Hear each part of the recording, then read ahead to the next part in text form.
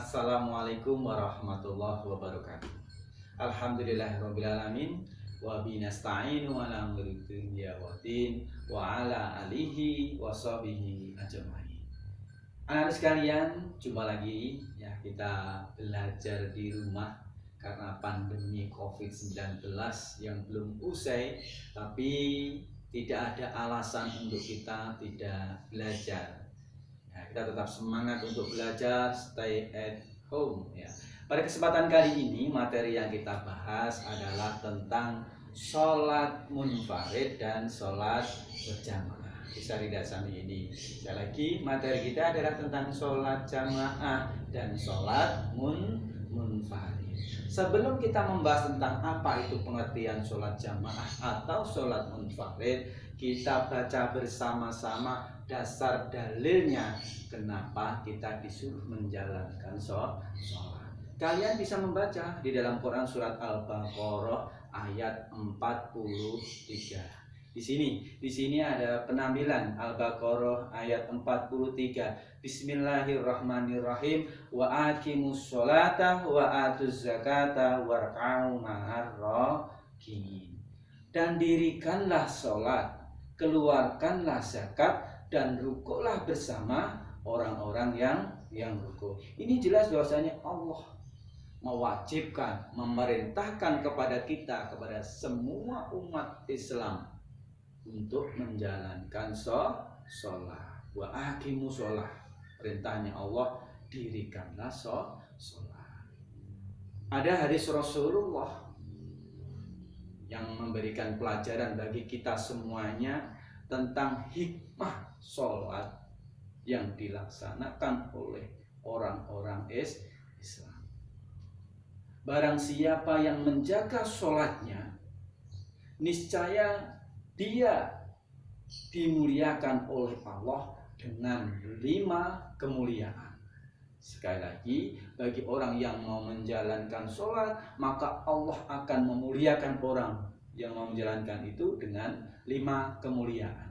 Kemuliaan yang pertama adalah Allah menghilangkan kesempitan hidupnya.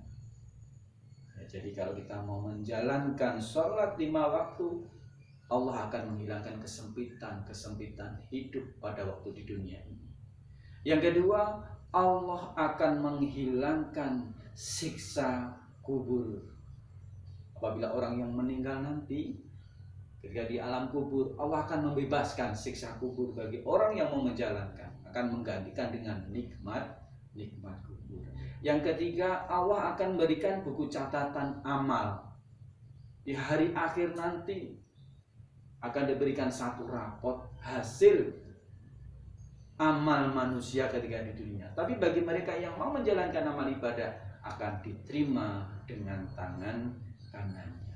Yang keempat, hikmahnya bagi orang yang menjaga sholatnya, dia akan melewati jembatan Shiratal Mustaqim secepat kilat. Yang terakhir, Allah akan menjanjikan siapa yang menjaga sholatnya akan masuk surga tanpa hisab. Begitu luar biasa hikmahnya bagi orang yang mau menjaga sholat. Nah, sekarang kita masuk pada materi tentang sholat munfarid dan sholat berjamaah. Kita ketahui dulu apa itu sholat munfarid. Sholat munfarid adalah sholat yang dilaksanakan dengan sendiri. Jadi tidak ada istilah imam atau makmum karena dilaksanakan secara sendiri. Itu pengertian sholat munfarid. Selanjutnya pengertian sholat jamaah. Kalau sholat jamaah adalah sholat yang dilakukan secara bersama-sama, minimal 2 orang atau lebih, yang satu menjadi imam, yang lain menjadi makmum. Jadi ada istilah imam dan makmum di dalam sholat berjamaah. Nah, selanjutnya kita akan mengetahui syarat-syarat menjadi imam dan menjadi makmum agar sholat jamaah itu sempurna, agar bernilai ibadah dan tidak ada kesalahan. Yang pertama, syarat-syarat menjadi imam di samping ini adalah imam adalah bacaan yang lebih fasih dibanding jamaah yang lain. Itu yang pertama. Yang kedua, mengetahui hal-hal yang berkaitan dengan sholat. Dia paling tahu sendiri. Yang ketiga, tidak boleh mengikuti gerakan orang lain pada waktu menjalankan sholat. Yang keempat, imam harus laki-laki. Sekali lagi, imam harus laki-laki, kecuali apabila jamaah sholat itu hanya perempuan, maka perempuan boleh menjadi imam. Sekali lagi, syarat menjadi imam diantaranya adalah ada 4. Makmum juga seperti itu. Nah, di samping ini bisa kita ketahui, coba syarat-syarat menjadi makmum.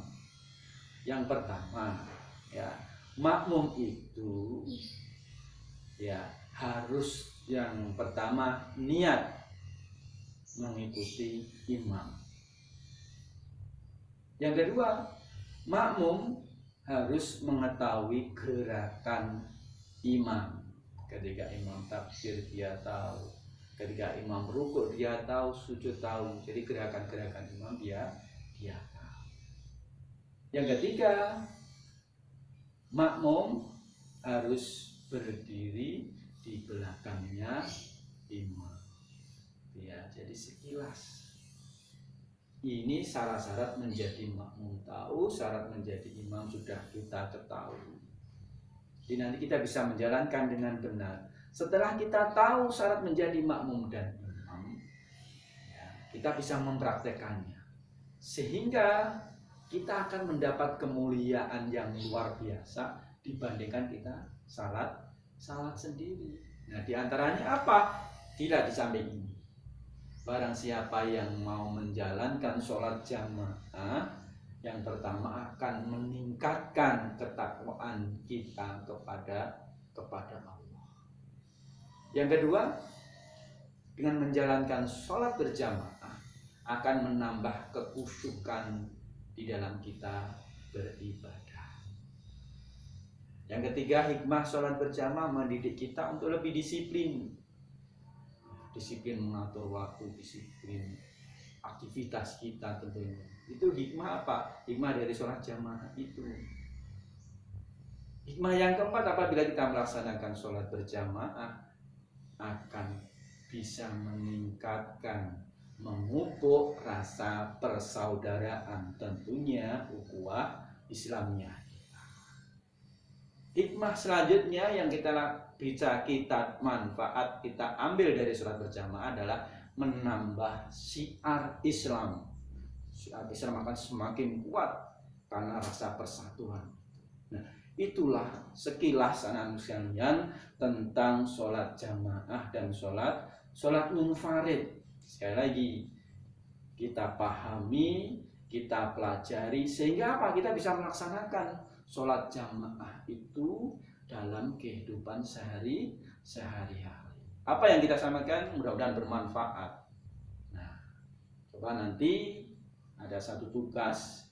Setelah kalian pelajari materi sholat jamaah dan munfarid ini, kalian praktekkan. Ya, setelah dipraktekkan, direkam di video dan dikirim. Ya, dikirim ke WhatsApp grup atau langsung ke Bapak Ibu guru kalian.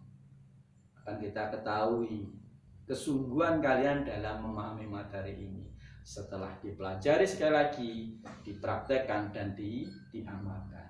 Demikian materi dari kami, anak sekalian, tentang sholat jamaah dan sholat munfarid. Tetap belajar, tetap beribadah, dan stay at home. Demikian, assalamualaikum warahmatullahi wabarakatuh.